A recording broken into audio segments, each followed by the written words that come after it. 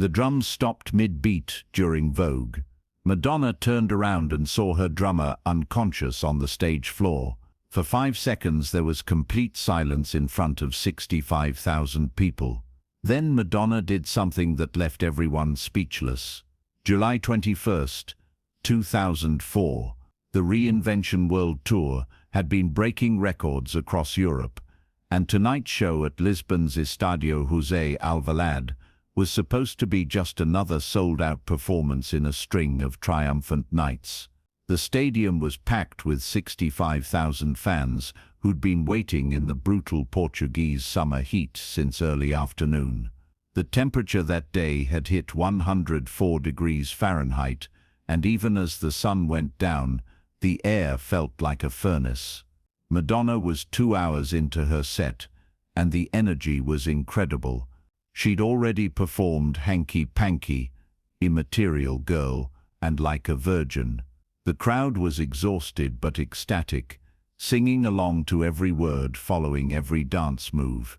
Now she was about to perform Vogue, one of the biggest songs of her career, and the audience was ready to lose their minds.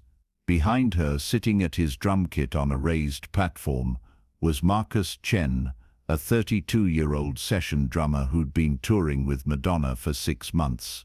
Marcus was a professional, never missed a beat, never complained about the grueling schedule or the physically demanding choreography that required him to play while surrounded by hot stage lights and pyrotechnics. But tonight, Marcus was struggling. He'd been feeling dizzy for the last 20 minutes. His vision was starting to blur at the edges.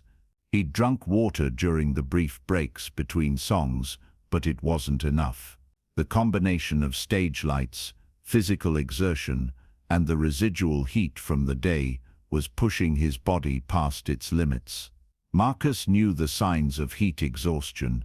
He'd experienced it before, during an outdoor festival 3 years ago, but he'd never had it happen in the middle of a performance. He told himself he just needed to get through Vogue, just 4 more minutes, and then there'd be a costume change break where he could cool down. He was wrong. The opening beat of Vogue's is iconic. Every person who's heard the song even once knows those drums. Marcus hit the first beat perfectly. The second beat was solid. The third beat was slightly off, just a fraction of a second late, but nobody in the audience noticed.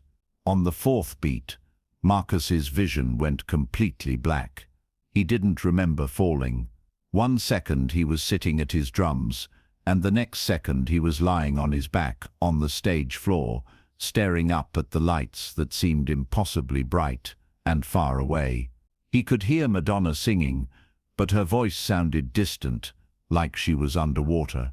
He tried to get up, tried to reach for his drumsticks, but his body wouldn't respond. His arms felt like they weighed 1,000 pounds each. The drums had stopped. The rest of the band kept playing for maybe 2 more seconds before they realized something was wrong and started to trail off. The backup singers stopped singing. The dancers stopped dancing, and Madonna, who'd been facing the audience, spun around to see what had happened. That's when she saw Marcus on the ground. For 5 seconds, there was complete silence in the stadium. 65,000 people held their breath. The music had died, the performance had stopped, and nobody knew what was happening. Was this part of the show? Was this choreography? The silence was so complete that you could hear the sound system humming, could hear someone in the crowd cough, could hear the distant sound of traffic from outside the stadium. Madonna looked at Marcus, looked at her band frozen in confusion, looked at her dancers standing motionless on stage, and then she looked at the crowd. She had maybe 3 seconds to make a decision before the silence turned from dramatic to awkward, before 65,000 people started to panic. She made her decision in 2 seconds. Madonna walked quickly to Marcus, knelt down beside him for just a moment to check if he was breathing. then immediately signaled to the medical team that was always stationed at the side of the stage. She stood up, grabbed her microphone, and spoke to the crowd. "My drummer just passed out from the heat," Madonna said, and her voice was calm but urgent. "Medical team is coming to help him right now. Everyone, stay calm." The medical team rushed onto the stage. 3 paramedics surrounded Marcus, checking his pulse, his breathing, his pupils. One of them was calling for a stretcher. Another was trying to cool him down with ice packs and water. The entire stadium watched as Marcus was being treated on stage, right there in front of everyone. Madonna stood a few feet away, watching the paramedics work, and you could see her mind racing. The show had stopped. Her drummer was unconscious. The crowd was getting anxious. Some people in the front rows were crying, worried about Marcus. Others were starting to look around, wondering if the concert was over, if they should leave. One of the paramedics looked up at Madonna and gave her a quick nod. Marcus was breathing.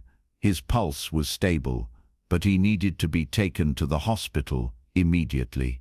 They were going to carry him off stage in the next minute. The paramedic said something to Madonna that the microphone didn't pick up, but later reports would reveal that he'd told her Marcus had heat stroke and would be okay, but he couldn't continue the show. Madonna nodded. She watched as the paramedics lifted Marcus onto a stretcher and began carrying him off stage. The crowd applauded, a respectful, concerned applause for Marcus, hoping he'd be all right. But then the applause faded, and the silence came back, and 65,000 people were left staring at an empty stage, wondering what happened next. Madonna's tour manager appeared at the side of the stage, making frantic gestures. He wanted her to take a break, to let the crew figure out if they could find a replacement drummer, to stall for time. The band members were looking at each other, unsure what to do. Without drums, Vogue couldn't be performed the way it was meant to be performed. The entire choreography, the entire feel of the song, depended on that driving beat. But Madonna didn't walk off stage. She didn't call for a break. Instead, she walked back to center stage, looked out at 65,000 people, and said something that nobody expected. "We're going to finish Vogue," Madonna said. "But we're going to do it differently. I need all of you to help me." The crowd wasn't sure what she meant. Help her? How? They were the audience. They were supposed to watch, not participate. But Madonna had a plan, and it was either going to be brilliant or it was going to be a disaster. "Vogue needs drums," Madonna said. "We don't have drums right now, so I need every single person in this stadium to be my drummer. Can you do that?" The crowd roared their approval, but they still didn't understand what she wanted them to do. Madonna smiled, and there was something almost mischievous in that smile, like she was about to pull off something impossible. "I'm going to start singing," Madonna said. "And when I do, I want all of you to stomp your feet. Not randomly. In rhythm. I'll show you the rhythm and you follow. Everyone in this stadium becomes one giant drum. Okay?" She didn't wait for a response. She started clapping her hands, creating the beat that was supposed to come from drums. Clap, clap, clap, clap. It was the exact rhythm of Vogue, but without any instruments. It sounded hollow, incomplete. Then she stomped her foot. Boom, boom, boom. Still alone, still just one person, but the microphone picked up the sound and amplified it through the stadium speakers. It wasn't enough. It wasn't even close to enough. But then something magical started to happen. A few people in the front rows started stomping their feet in rhythm with Madonna. Then a few more people joined in. Then entire sections started stomping. Within 30 seconds, all 65,000 people in that stadium were stomping their feet in perfect rhythm, and the sound was unbelievable. It wasn't like drums, it was better than drums. It was 65,000 people creating thunder with their feet, creating a rhythm so powerful that it shook the entire stadium. The bass from 65,000 feet, hitting concrete in unison, was deeper and more primal than any drum could ever be. Madonna started singing. No music, no instruments, just her voice, and 65,000 people stomping. "Strike a pose," she sang, and her voice was strong and clear and perfect. The crowd stomped harder, feeding off her energy. Some people started clapping along. Others started singing the chorus with her. The band members, who'd been standing frozen on stage, slowly started to understand what Madonna was doing. The bass player started playing, adding a low rumble underneath the stomping. The guitarist joined in, adding texture. The keyboard player found his place in the chaos. Within a minute, the entire band was playing, but they were following the crowd's rhythm, not leading it. The audience had become the heartbeat of the song. Madonna's dancers, who'd also been frozen in confusion, started moving again. But they weren't doing the choreographed routine. They'd rehearsed 1,000 times. They were improvising, responding to the raw energy of the moment, moving with a freedom and spontaneity that you can't plan or rehearse.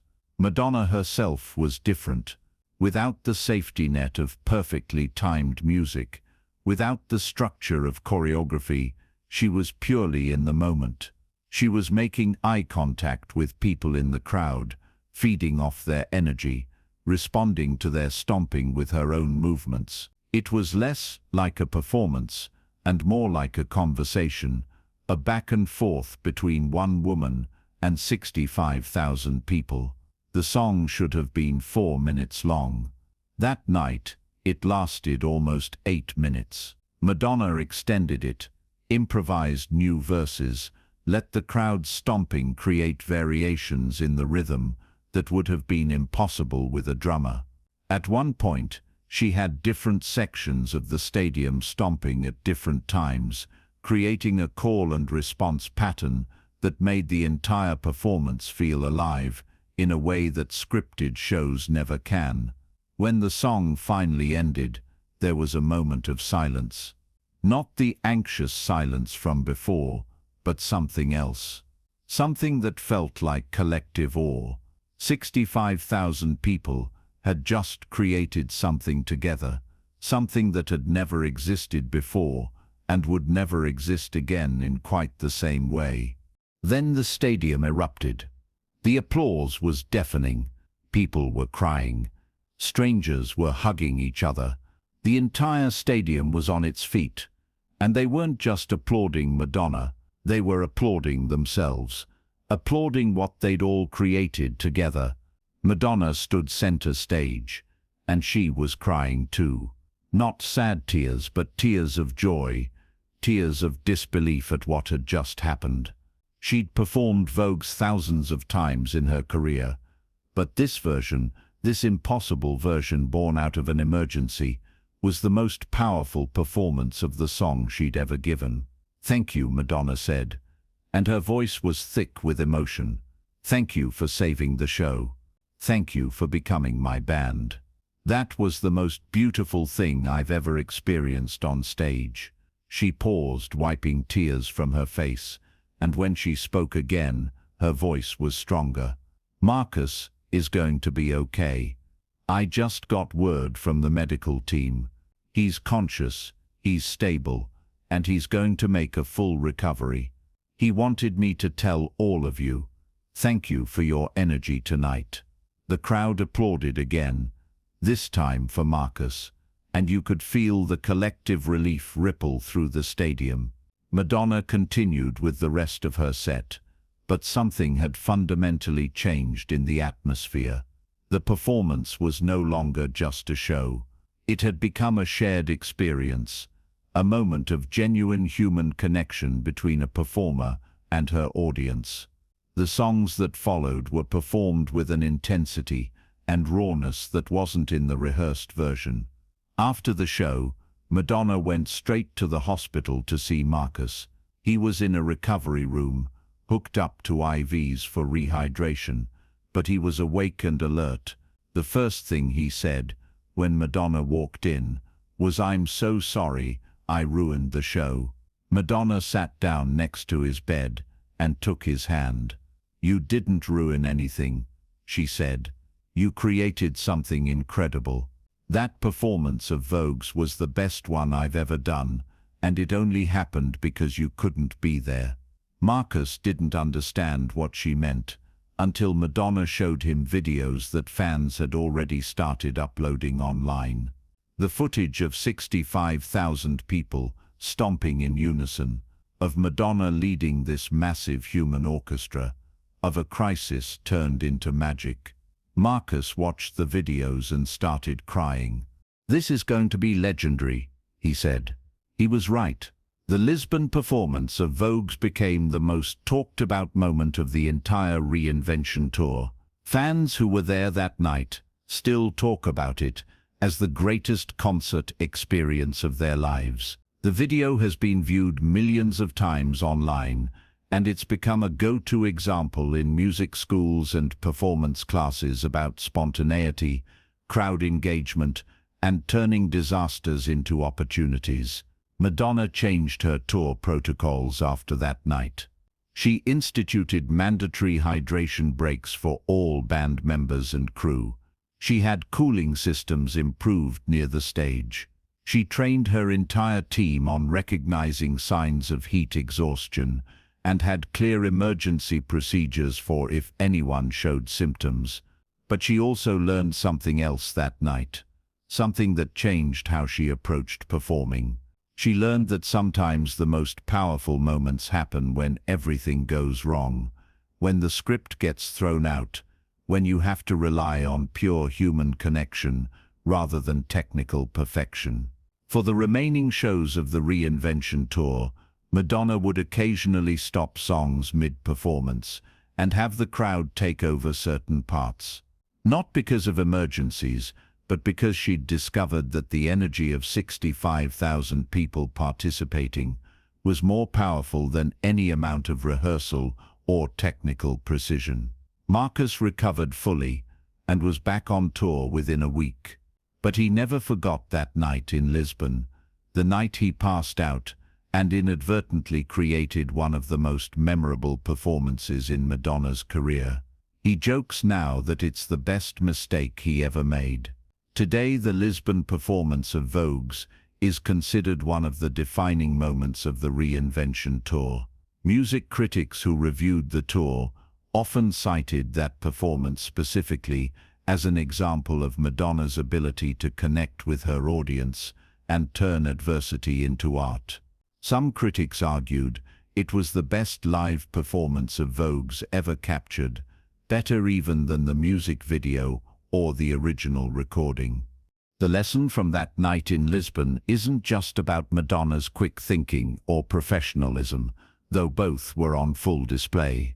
It's about what happens when a performer trusts their audience enough to make them part of the show. It's about the power of collective experience, of 65,000 people moving in unison, creating something together that none of them could create alone. Madonna has said in interviews since then that the Lisbon performance changed her relationship with live shows. She stopped trying to recreate the perfect studio recording on stage and started treating each performance as a unique moment, something that could never be exactly repeated because it depended on the energy and participation of that specific crowd on that specific night. If this incredible story of turning crisis into creativity moved you, make sure to subscribe and hit that thumbs up button. Share this video with someone who needs to hear that sometimes our biggest mistakes or worst moments can become our greatest triumphs.